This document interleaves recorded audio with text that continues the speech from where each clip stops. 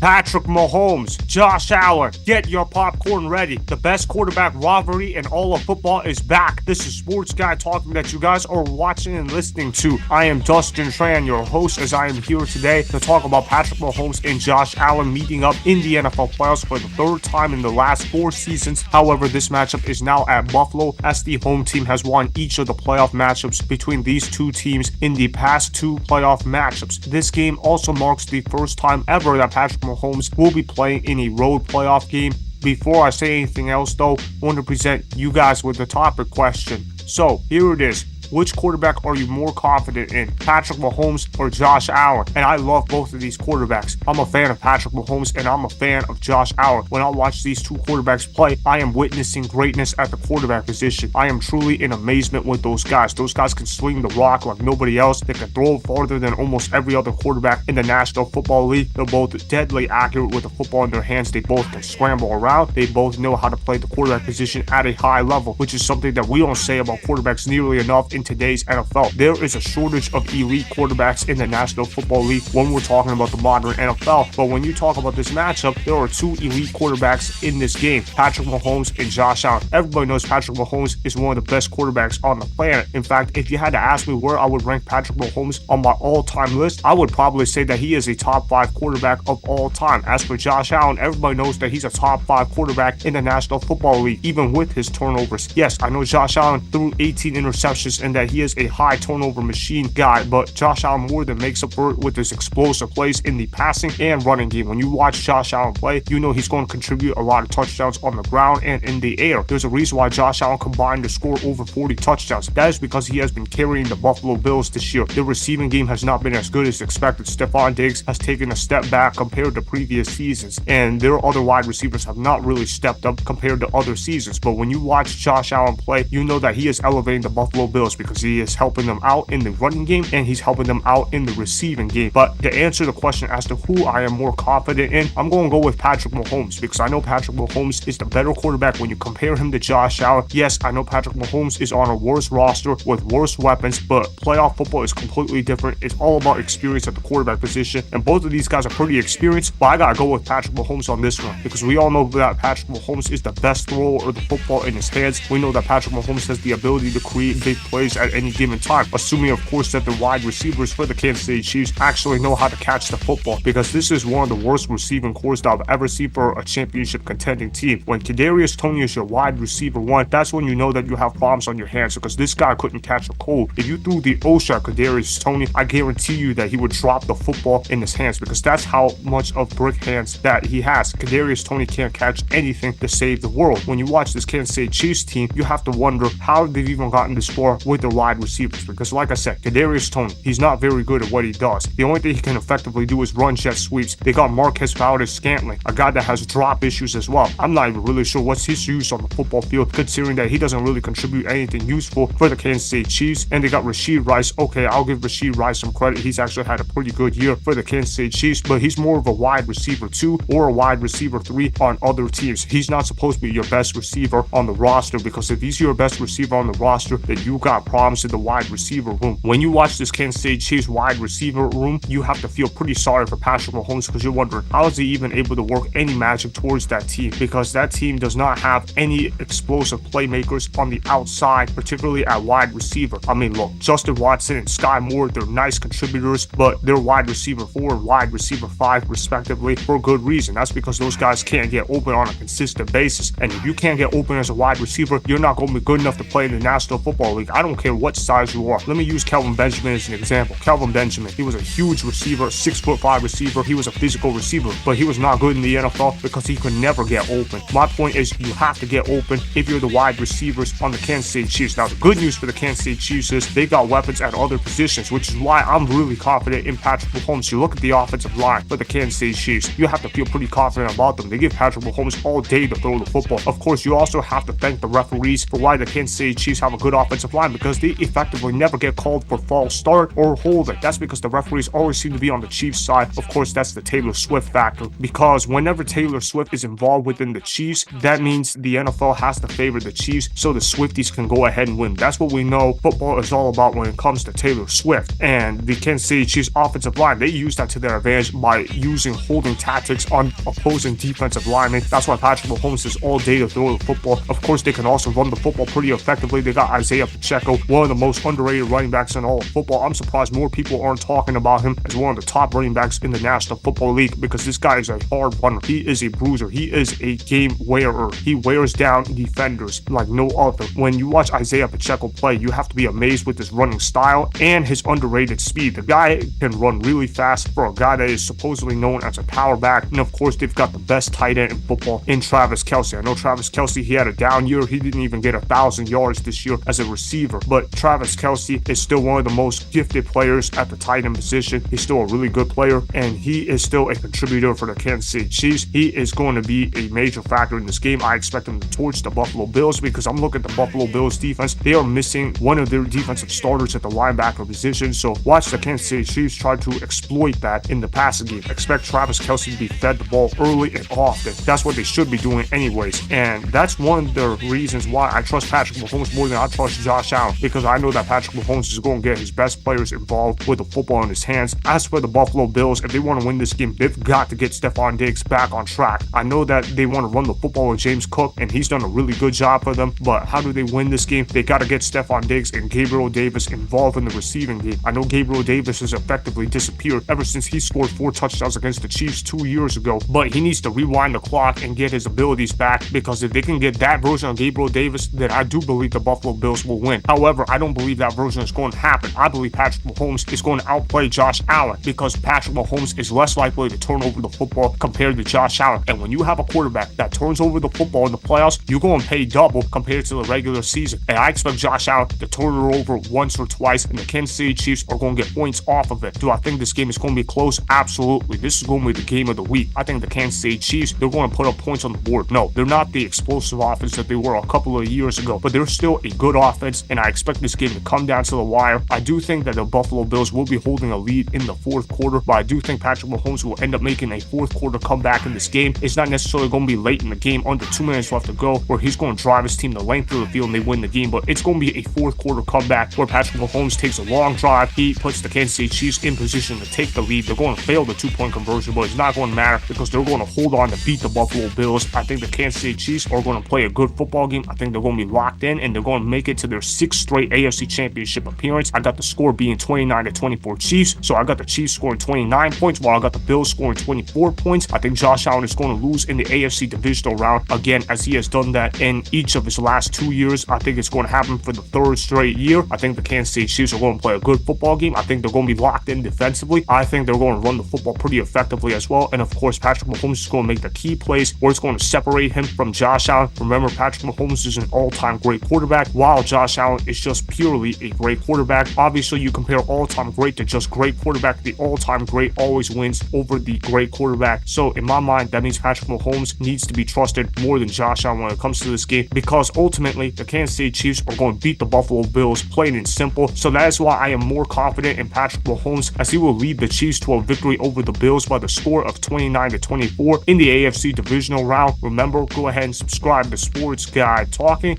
like the video, and please comment down below. If you guys do that, I may shout you guys out in my Instagram story every Monday.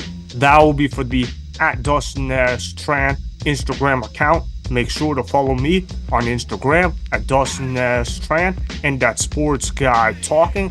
Also, go follow me on Twitter @Dustin Tran. Again, go ahead and do those things that I just told you guys to go do. Hopefully, you guys enjoyed the content that was just produced. Peace out. I hope you enjoyed that video. Want more Sports Guy Talking, the home of great sports content? Make sure you click that subscribe button to get the latest from Sports Guy Talking. Go ahead and like the video, comment down below, check the description box on the video in order to follow my Instagram and Twitter. Also, be sure to check out more of the best clips from the YouTube channel, Sports Guy Talking.